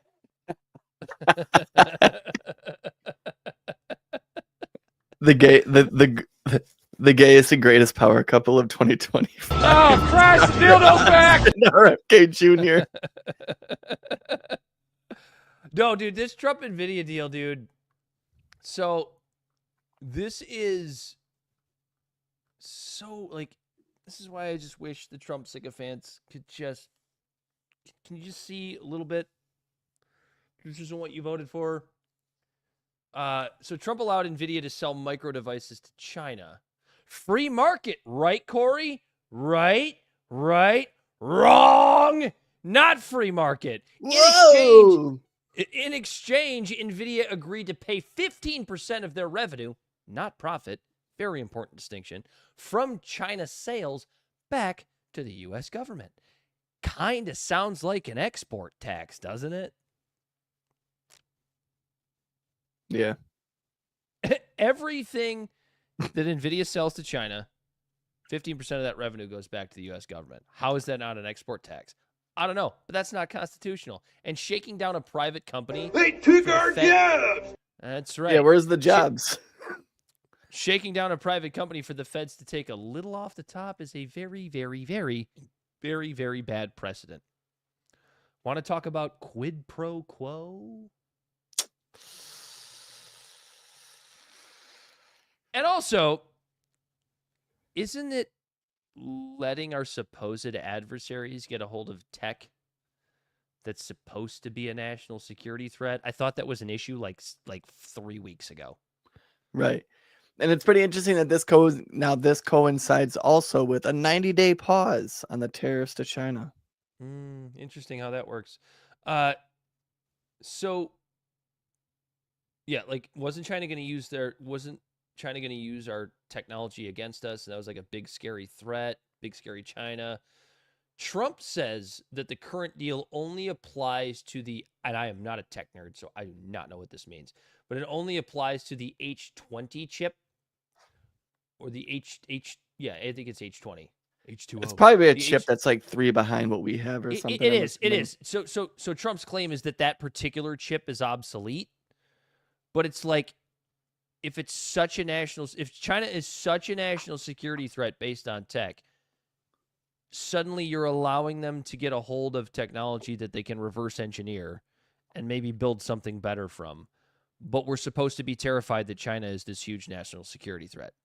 You see the stupid game, the stupid fear tactics that all these assholes play with you? Obviously, it wasn't that big of a deal. Right. If it is, but it isn't. You know, I mean, we care, but we don't like.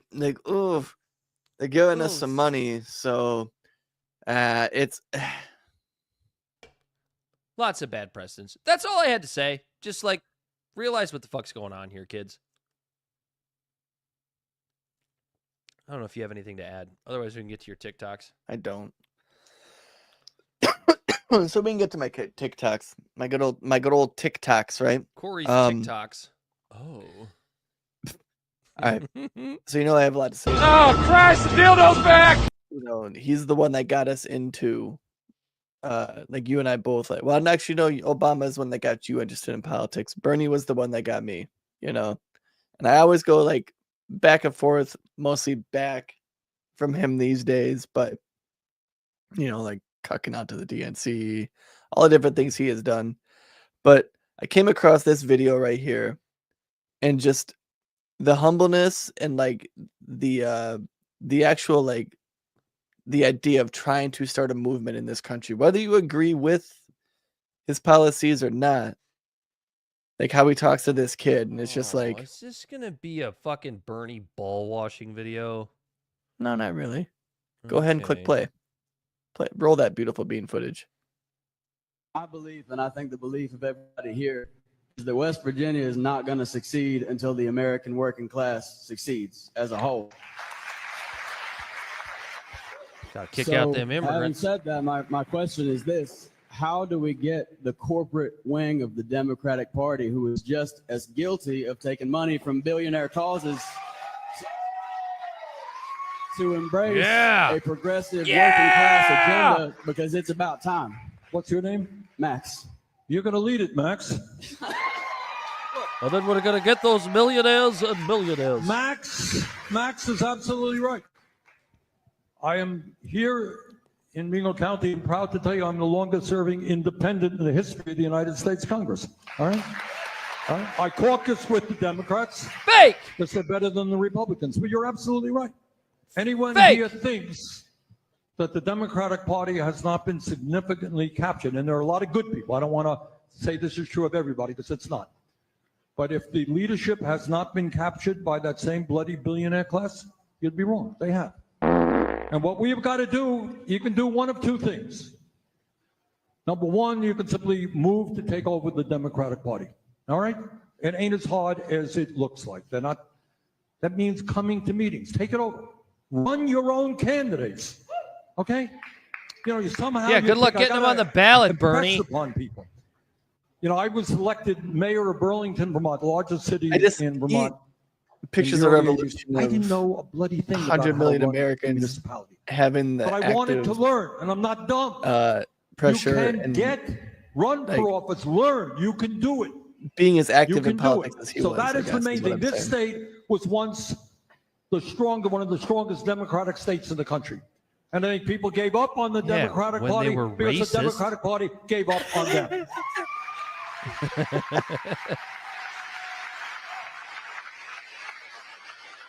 So take it back. Don't ask, take it. I mean, this is an unprecedented moment in American history. We've got to be bold. You want that Democrat? Yeah! I just seeing the way he goes, you're going to do it, versus someone like Trump that's just like, it's only me. I can fix the problem. It's just very refreshing because we're supposed to be a country of the people, by the people, for the people, right? It's supposed to be up to us. We know it's fucked. If only Bernie, it's absolutely in the shitter right now. If only Bernie wasn't like 90% window dressing. Oh, he's absolutely window dressing, but window hopefully dressing shit like that still motivates people to do it. He's not. He didn't say I'm gonna do it. He said you're gonna do it. Put a lot of weight on that kid's shoulders. I'm too old, but we have to do something about these millionaires and billionaires. They have to pay their fair share. This next video, it's the good old lowest common denominators of either side of the political spectrum. Honk for communism. It's is this gonna be dumb? All like the hypocrisy and all that, and it just cracks me up. Go ahead and roll that bell. Honk for communism. You realize that if you were in a communist country, you couldn't fly any kind of flag you He makes a good point, right? But then check out you this wouldn't guy. be able to fly any flag you ever wanted. You wouldn't be able to speak anything you wanted to speak. Put the flag away. I'm going to have you arrested right now.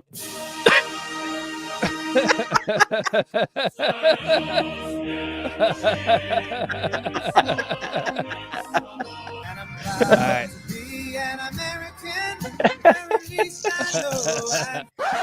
I pledge allegiance to the flag of the United States of America and to the republic for which it stands, one nation, under Allah, indivisible, with liberty and justice for only us white folks. You guys are handsome and cute. Dude, well, no, that part right there, like you were like, she's making a good point. She's like, yeah, no, in America, where we're supposed to be free, yeah, you can fly a communist flag, but in a communist country, you can't fly an American flag. And then this guy who is all about America is like, you better put that flag away right now, or I'm gonna have you arrested. Like, you can't make this shit up. And first off, the guy's being an asshole in the very first place by going out there and just harassing a bunch of fucking elderly people for just holding on to what little shred of the idea of America that they have is left. Oh, Christ, the dildo's back! I just thought it was hilarious. No, that's what's great. It's the I thing will we say always for a talk sec- about. It's the thing we always I talk said about. that video had me crying. It's so fucking ridiculous. It's the thing we talk about all the time about how Americans love authoritarianism. As long as you're going after the right people, they love it. Oh yeah. The next one, I got this footage of Charlie Kirk. We didn't know this, but he has a time machine. Is that why his hair keeps drifting to the left? Yeah, it's his DNA getting fucked with, right? I guess. That's it. His face keeps shrinking. Here he is at the crucifixion of the Lord and Savior Jesus Christ. Praise be. Praise be. Go ahead and roll that beautiful bean footage.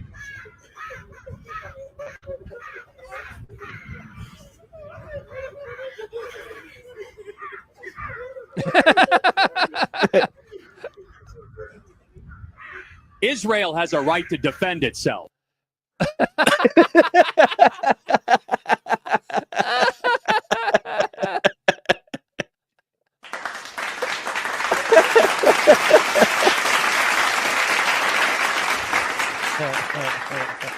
For those just listening, I'm so sorry, but that was good. It was an AI video of Jesus on the cross, and then Charlie Kirk there with the microphone. Israel has a right to defend itself. Oh, that's what's so good about these South Park episodes. Prove me wrong. Prove me wrong. By the way, can I just say that like the thing that has made South Park so much more funny over the years is the way they nail the details. Like the way they kept nailing the way Clyde and fucking Cartman would pick up the water bottle. Yeah. And like unscrew the water bottle. I think it's so perfect. It's so Steven Crowder, Charlie Kirk. It's so good. It's so good. So this next one, it's kind of like the shit. It's just whenever you come across the video where someone like puts it together in holy shit, is that Prince William's more retarded brother? It might be. I didn't check the username, but I think. Oh no, check it out. It does in fact say Prince's more retarded brother is the username. No, but he sums up basically what we're preaching in like 200 episodes now. Go ahead. Oh, so he's a good guy. Sorry, I didn't mean to talk shit about him. I just going based on looks. Anything that leftists say, this is the one that pisses off liberals the most because it just seems so unfair, right? There are objective differences between Democrats and Republicans that go beyond the red and the blue, and I will credit that to you. If we had a Kamala Harris presidency right now, we would not be trying to tariff our allies. We would not be trying to extort corporations and universities. We would not have passed the big, beautiful bill. We would have a president that is nominally pro-choice. And you know what? More than anything in your personal life, at minimum, you would feel more comfortable. And there are other issues that I will grant you that Democrats and Republicans have differences on. These are objective truths. But here are some additional objective truths. There are huge areas of our political life that Democrats and Republicans have reached consensus on, and you don't even think about. Consider the economy. Democrats and Republicans agree that we are going to have a free market capitalistic economy. And while we'll fight over what the social safety net should look like, with Democrats wanting subsistence level and Republicans wanting starvation, ultimately, at the end of the day, every single problem is going to start with a free market solution, which is how we approach healthcare, another huge area of our lives.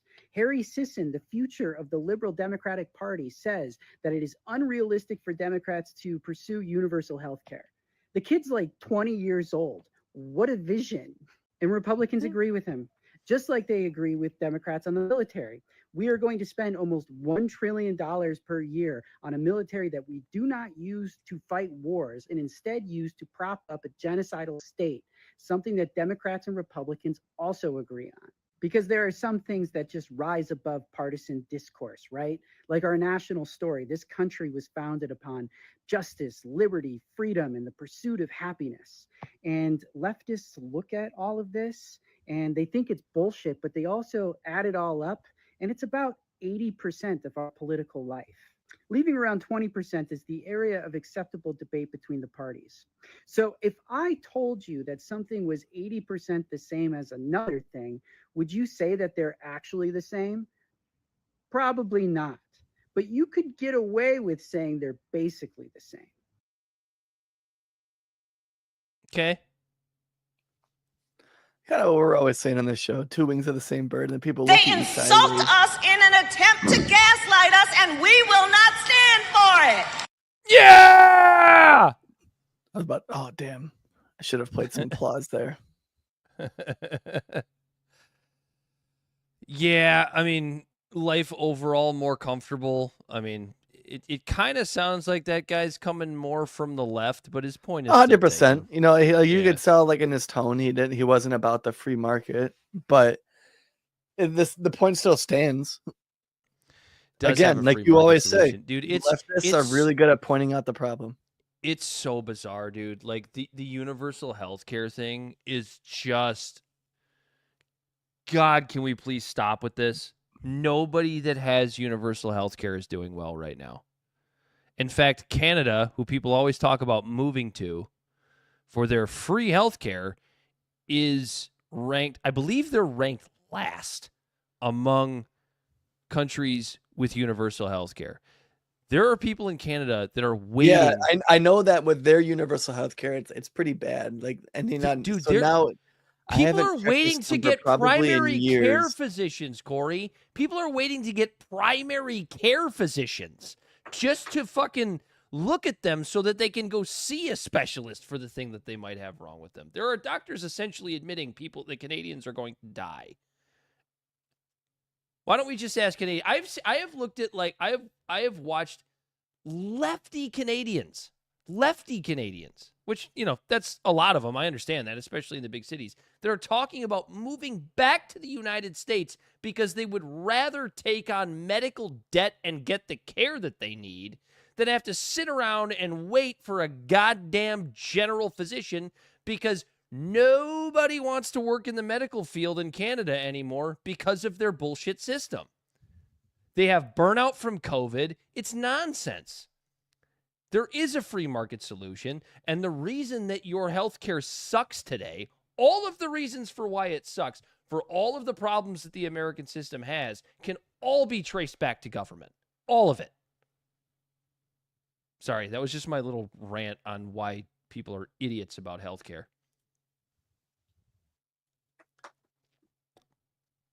Corey didn't seem to have any retort for that. No, I was looking for like the list of the ranked healthcare, you know, and I haven't looked up that list in a long time. Canada's bad, dude. It's bad. But I remember last time I saw it, I think Canada, like, we were ranked like 39th and Canada was like 36th, but that was like years ago. I don't know what it is now. Anyways, moving on. This next episode, though, but it's not important. What'd you say? I said based on what metrics, I guess, would be the question. Oh, I don't know. Yeah. It just, well, I mean, their healthcare is at best, and like on the like at best, marginally better than ours. Yeah, at worse, dude, worse than ours. Our system has problems. We know that, but the difference is you get treated in the United States. Yeah, you might have a shit ton of medical debt, and that sucks, and that shouldn't have to happen. I agree with that. There should be better ways to make that happen. But if you're right, and I'm not simping for our really shitty healthcare system, but I'd rather be alive and be in debt than die on a waiting list. 100%, dude. Like, it's just not even close. I still think our healthcare system is shit. I agree. It's absolute trash. None of us are happy. Which is also wild, because in America, with the Medicare system that we have, because it's like crutched up by the private healthcare system, the only people in America that are happy with their healthcare providers is people on Medicaid, which is pretty wild, right? But it's backed by the private industry. But a lot of that has to do with the financial burden. As far as the actual care is concerned, like the care you get while you're at the hospital. Yes, but I don't think in America, super upset about that. Right. Well, in America, your Medicaid, like virtually every single doctor, every single private physician, they all accept it. They have to. Well, they don't necessarily have to. It's just, it's such a large swath of like patients that they would have that it evens out when you have enough of them, kind of thing. But I don't think that doctors have to legally take Medicaid. It's just so many people are on it. it's got problems, but the overall Right. Like physical you're getting care paid is half the amount of money you would from a private insurance, but it's also still like a decent amount of money. It's like basically selling something in bulk versus selling a specialty item. Yeah, you're not getting top dollar for it, but you have enough of it, it evens out. Yeah, we could do a whole episode on the good and the bad of the American healthcare system. Right. You got any more? The last one. tiki-takis?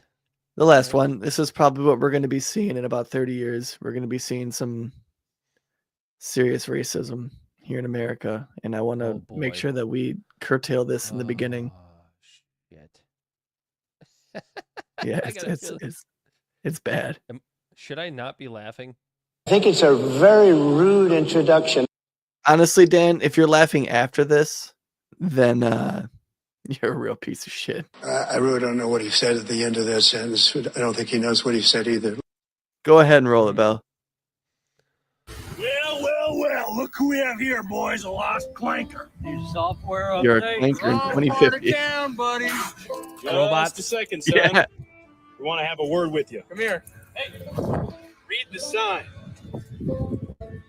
Get lost, Buckethead. Are your servos fried, Chippy? You're on the wrong side of town. I don't know if you know this, but we don't take kindly to chromies around here. Why don't you go ahead and get lost, wireback? You're a long way from Codington Heights, don't you think? You don't mind we inspect your components, right? Body cam's off. Hey, why do you look like No, that? Speedy. Come on. We don't talk to robots. Why? Just because they're not natural. You make me sick. Hey, Tin Skin, I found your girlfriend. Get him, boys. What you got, laptop? bud? Oh, 2 terabytes. Guess that's mine now. Oh, what's that down there? Oh, are these batteries? Oh, we got a juicer. We don't like juicers, Rust Bucket. Book them. Come here. Yeah, get over. Everything's computer. That's the type of discrimination we're gonna be facing in this world in 30 years. All the robots are gonna be. It's like iRobot. Yeah, You've seen that film, right? Then it's gonna turn to the Matrix. They're First they were slaves, and they tried to liberate themselves. Well, that's all I got, Dan. All right, And Bell, that's all I got for you, bud. that's all I got. Happy Thursday. Happy Thursday, thirsty Back Thursday. to our regularly scheduled programming next week with live episodes. Hold on. Right around No, 9 I'm just kidding. o'clock. Right around 8 o'clock. Usually, we start between 8 and 8:30 at this point, I think, on Wednesdays. If you happen to be listening to the podcast after the fact and want to check us out live, we do like to take your comments, if they're relevant. Haven't had any good ones today. Everybody's an idiot. Because we're smarter than you are. It's the world's smartest podcast. Why don't you tell people where they can find us, Corey, so I can stop filibustering here. Oh, okay. I love that look on your face where it looks like you're looking for something. I was looking for something. Libservative Podcast is about all social media and podcast platforms. Our website is libservativeshow.com. We can be found at Libservative on Facebook, YouTube, and Twitch. Instagram and Twitter at LibservativePod. Our TikTok videos can be found at Libservative Podcast, and you can reach out directly at libservativepod@gmail.com. Subscribe today. Very successful, very rich. Mwah. And just as a PSA to all of our beautiful viewers and listeners out there, just watch out for flying dildos if you go to a WNBA game. We will have an update for you next week. We're going to follow this story until it's over. And to everyone that's out there, like just sitting in the basement or on the mom's Seriously couch overweight. and sitting there and just consuming all the negative news. Go outside, nerd. Get out. Go. That's right. I ain't got time to be distracted by your worthless chime-ins. Go on. You've done a hell of a lousy job. It means no worries. I could go out to this. Oh, I was going to go out to this. That's right. It was only that short little clip. Rebel the Body Snatcher on the ones and twos. He, as always, has been Corey Walsh. And he's Dan Griffin. Everything is awesome. Everything is cool when you're part of a team. Everything is awesome when we live in our dream. You know, I've heard a lot of people that got sick of and made fun of that song. That fucker's a banger, dude. Yeah, it's because everything is awesome, Dan. In every sense of the word. This has been Libservative, intellectual idiots fostering political and cultural literacy, and the world's smartest internet show. Until next time, we are out of here.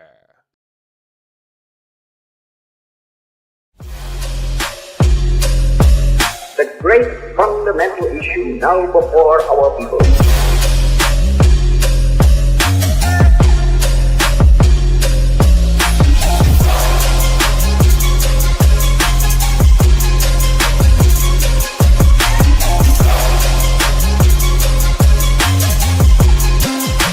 We, the people, cannot turn back.